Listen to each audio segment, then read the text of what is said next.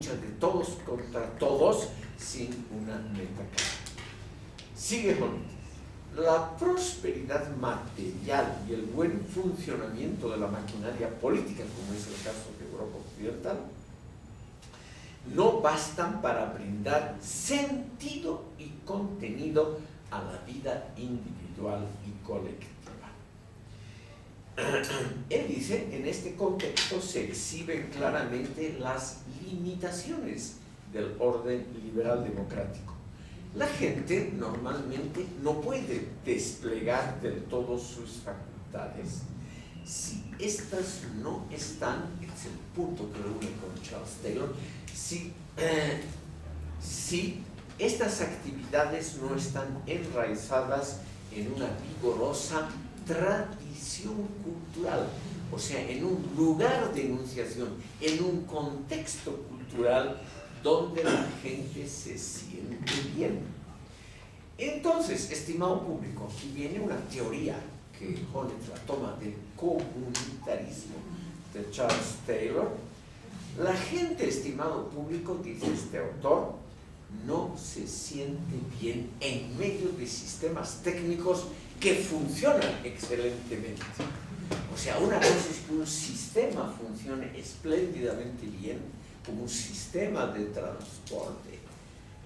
Por ejemplo, los sistemas de servicio público de transporte en Europa Occidental, que funcionan muy bien, son relativamente baratos, eficientes, etc.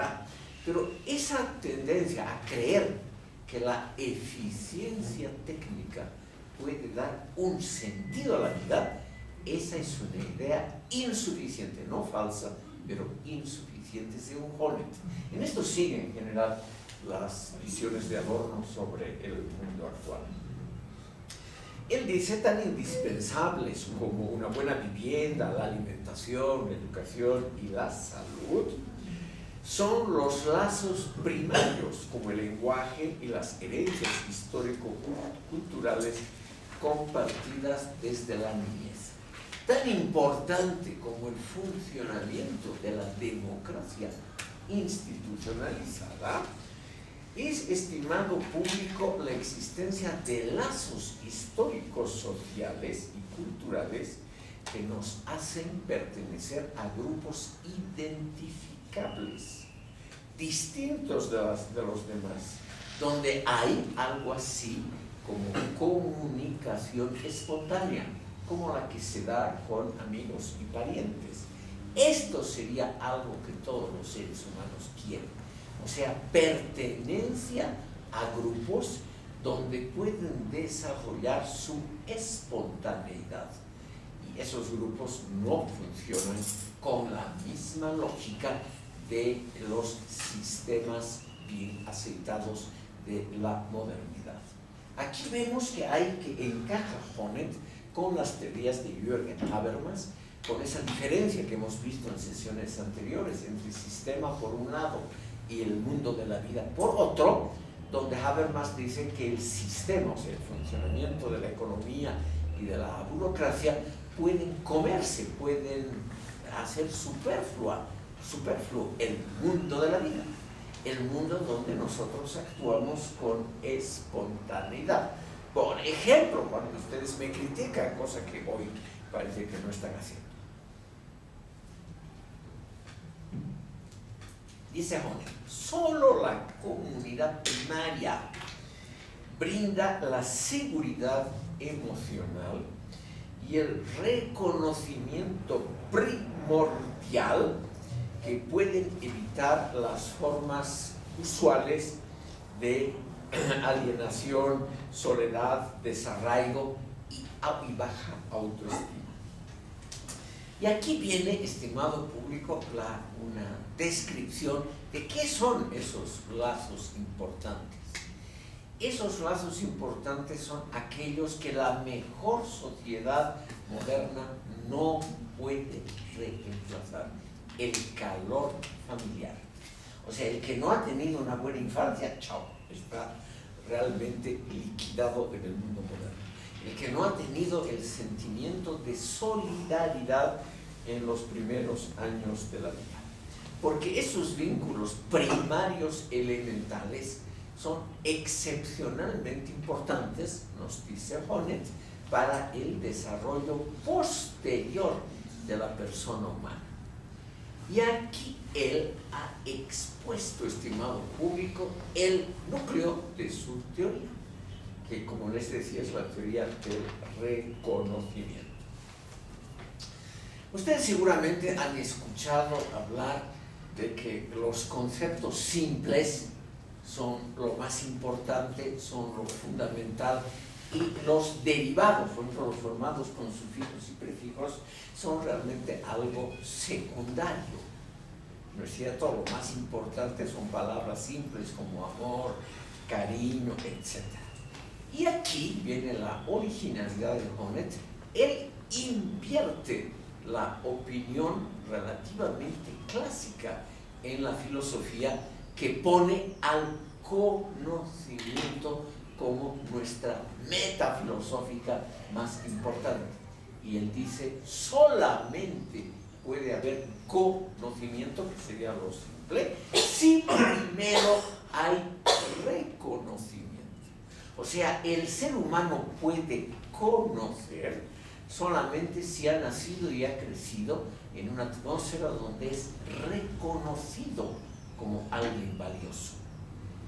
Es una teoría que trata de aplicar, lo digo en forma muy esquemática, que trata de aplicar, estimado público, los, digamos, conocimientos más importantes de la psicología en las últimas décadas. Lo único que deben ustedes recordar es esa inversión muy interesante, o sea, el conocimiento no es lo primario, sino lo secundario. Lo primario es lo compuesto, la palabra reconocimiento. Uno tiene que haber tenido reconocimiento, o sea, haber crecido en una atmósfera de amor y cariño, donde el reconocimiento no está ligado al desempeño. O sea, se lo quiere como uno quiere a un hijo, independientemente de las cualidades estéticas, éticas, cognitivas, etcétera, del niño.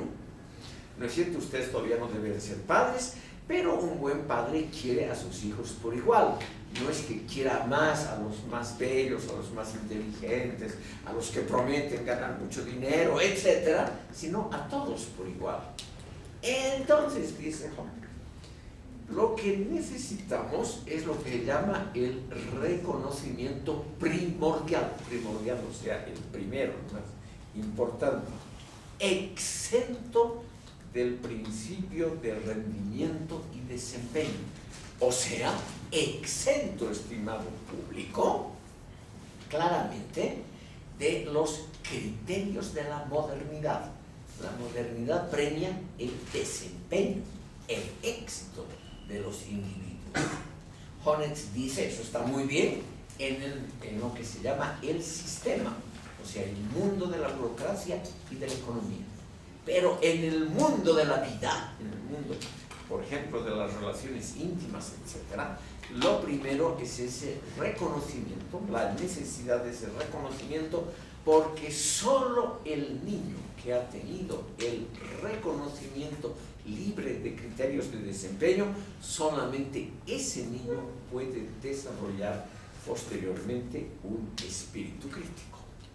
Como ven, es una teoría que puede ser deleznable, sobre todo porque como típico filósofo es una teoría muy general, es una teoría generalista típica, que no está necesariamente basada en estudios empíricos, sino en la interpretación que Honneth hace de los estudios. En ningún momento él basa los libros de él, pese a que están muy bien escritos y son fáciles de comprender, son libros clásicos de filosofía. Él no desciende, estimado público, a la base empírica, él no hace ningún estudio empírico ni nada por el estilo, sino es como él interpreta seguramente los muchos libros que él ha leído.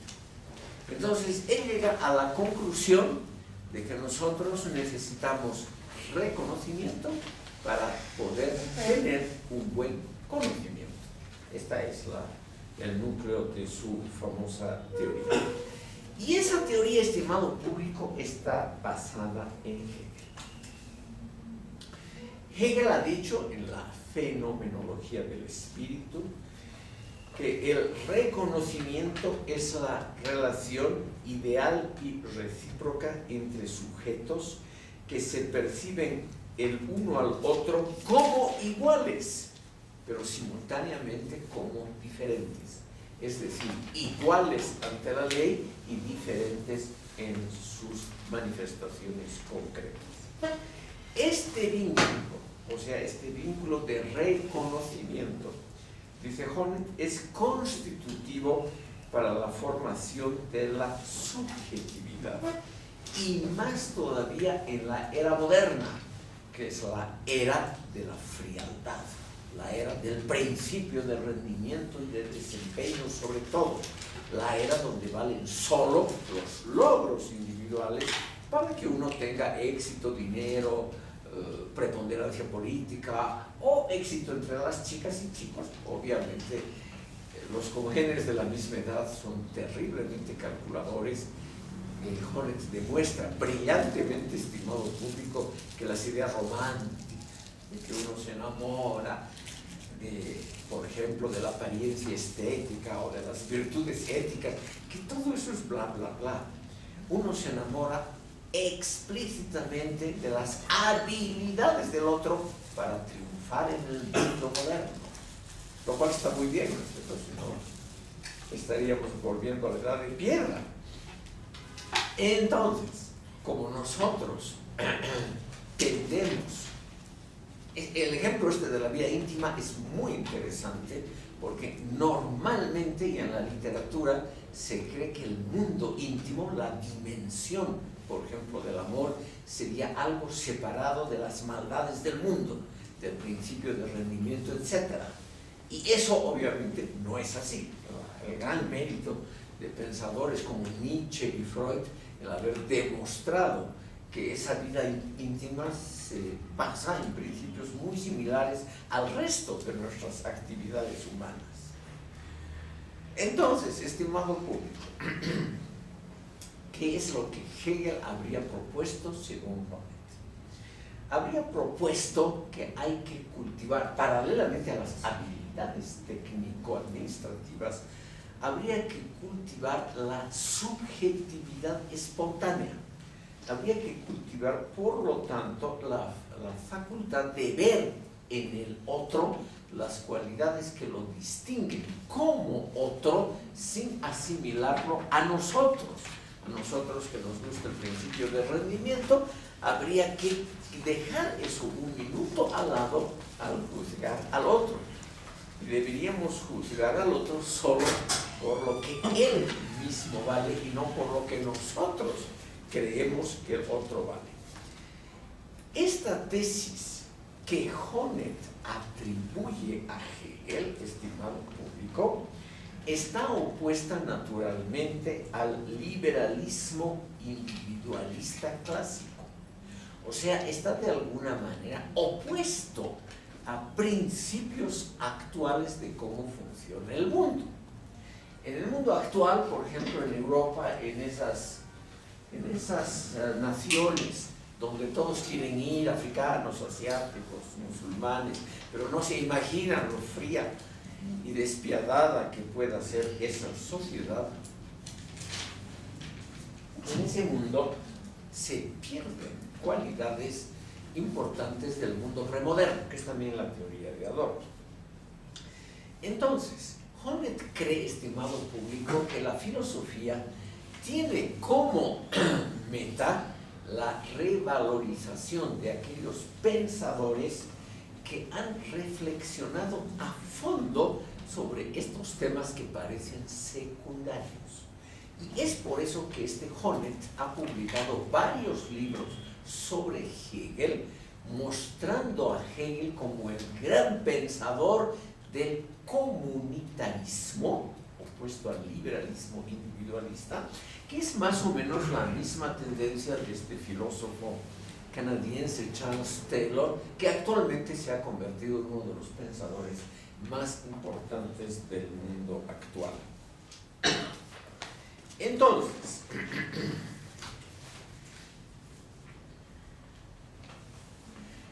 lo que se habría que valorar y por lo tanto también difundir hoy en día sería una política del reconocimiento por encima o por atrás de la apreciación individual del éxito. Eso no es muy original. En el fondo, Hegel y todos los grandes filósofos han propuesto esas ideas que a mí me parecen sincretistas, o sea, al lado del individualismo, fomentar también cualidades que no están ligadas al desempeño individual. Y aquí, estimado público, lo que ha hecho Honneth es simplemente explicitar estas teorías que vienen de muy atrás. Hegel, el representante más interesante, según Honneth, de ese comunitarismo, pero racionalista. No el comunitarismo que cree que la comunidad, por el solo hecho de existir, ya sería la forma más elevada de la sociedad humana. Él cree que hay que combinar la comunidad antigua con unas formas individualistas modernas. En una palabra que a mí me parece muy razonable, hay que rescatar lo bueno que hay del mundo premoderno y no dejarlo perder en el mundo moderno, que también tiene sus muy notables cualidades, como por ejemplo la institucionalización del juego político. Todo esto, estimado público, nos lleva al último punto que vamos a ver ahora, referido a Honneth, a una visión nueva del romanticismo. Para aclarar un minuto, estimado público, el romanticismo no solo es una actitud personal de ver, por ejemplo, elementos bellos en las chicas que con las que uno se topa en la calle, o creer que el amor es una actividad fundamental del ser humano, sino que el romanticismo culturalmente es una tendencia de resistencia, de oposición a la modernidad que comenzó a comienzos del siglo XIX. Apenas comienza la modernidad, apenas, estimado público, se establece la revolución industrial en la Gran Bretaña, la revolución política en Francia, el reino de la razón, que era el gran motivo de la revolución francesa y el cual también ha sido elogiado por Hegel, la idea de que la razón tiene que dominar el mundo, o sea que la razón, la discusión de alternativas en forma crítica, la razón como el tamiz, el cernidor de opiniones en un parlamento que discute a alto nivel. Esa idea hegeliana, estimado público, según Honneth, tiene que ser complementada con el rescate de lo positivo del romanticismo. Quiero mencionar algunos puntos del romanticismo como lo ve Honneth y también como lo ha visto Jürgen Habermas, estimado público, en varios libros de la última producción de Habermas que no hemos podido tratar aquí. Sus libros, por ejemplo, sobre el valor de la religión. Habermas, igual que Horkheimer en sus últimos años, Habermas tiene cerca de 90, han redescubierto estos pensadores en su vejez el valor de la religión, pero no el valor de la religión como un dogma positivo, sino como una actitud ética.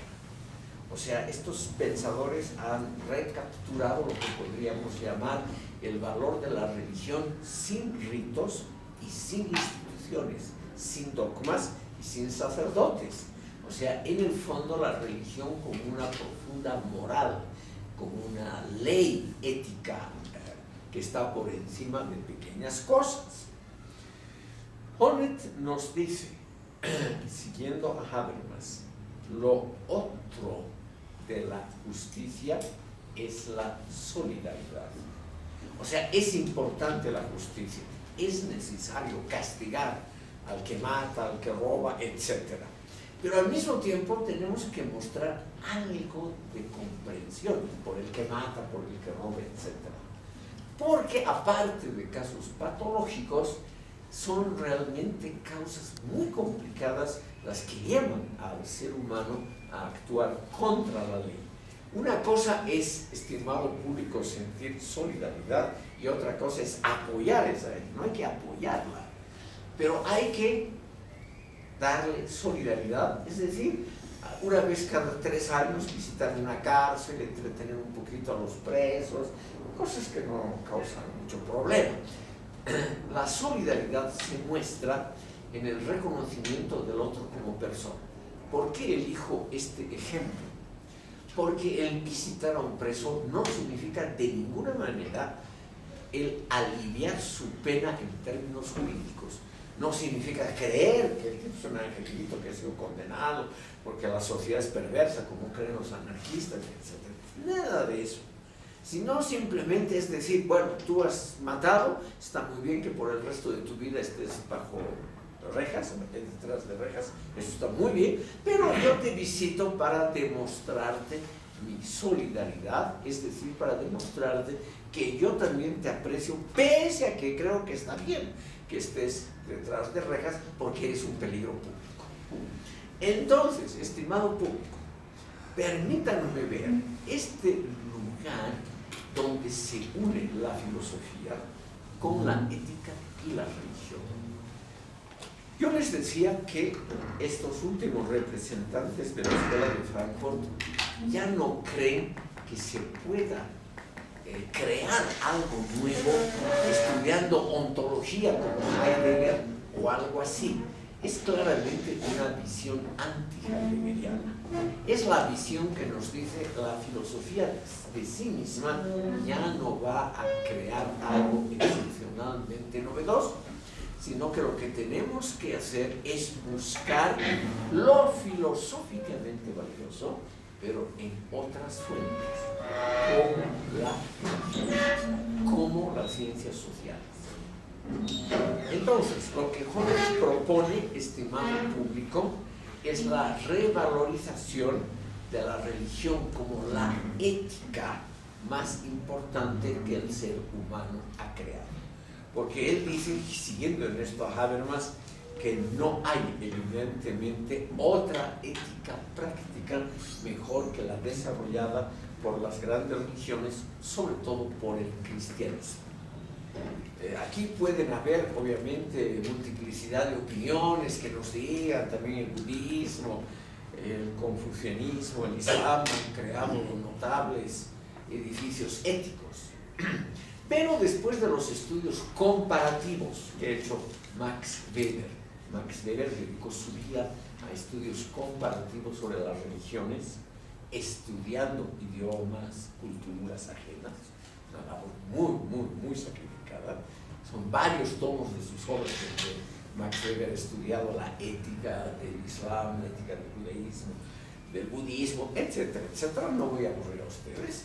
Pero estos alemanes que se pasan la vida leyendo libros, como Honneth, como Habermas, que no viajan, nunca han estado en el Tibet, no se han, digamos, incluido en ritos budistas, no han ido a una mezquita musulmana a rezar, no han compartido con creyentes islámicos algo, nada de eso, todo como nosotros los filósofos, mediante los libros.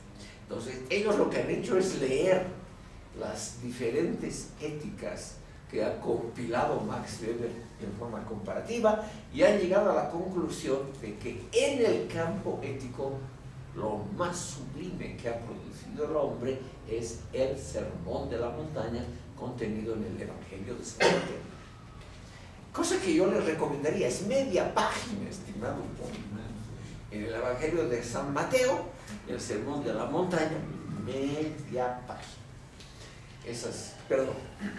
Sí, pero ¿qué